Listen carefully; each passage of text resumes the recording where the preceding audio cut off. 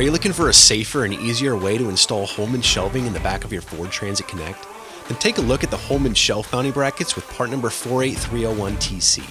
These brackets allow for a no-drill installation of the Holman 4832L shelf in the back of your van. The placement of the fuel tank on the Transit Connect increases the risk of puncture when drilling into the van. Put your mind at ease with these engineered no-drill brackets. The brackets attach to 2 existing mount locations on the wall and to the factory D-ring location in the floor. The brackets are mirrored so they can be used on either the driver or passenger side of the van. They even come with all the mounting hardware you need to connect the brackets to the walls and carriage bolts for attaching the shelf feet to the floor bracket.